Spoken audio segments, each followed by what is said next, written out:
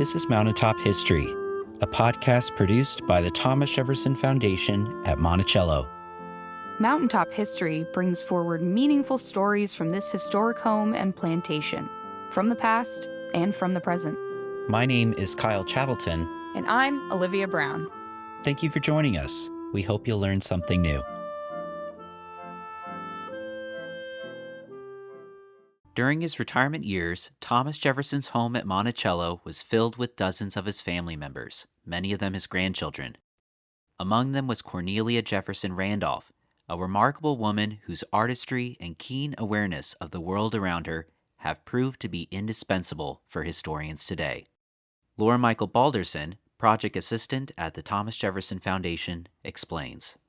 We're standing in the annex, which was a bedroom space where Jefferson's granddaughters would have stayed. So young women, teenagers, and in their 20s, and they wrote in their letters about how they could hear Jefferson in his office, which is directly beneath us, as he would hum and sing as he went about his work. One of those granddaughters was Cornelia Jefferson Randolph. She was the fifth of 11 children, and she was born here at Monticello in 1799.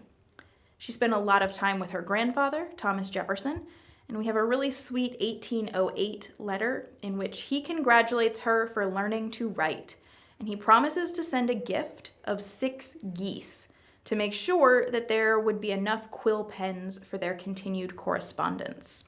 Cornelia did keep writing. She left behind a charming set of personal letters, which were often addressed to her sisters, and she also left behind wonderful art.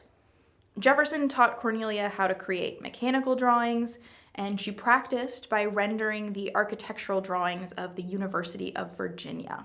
Now, like many budding artists, she was often dissatisfied with her work.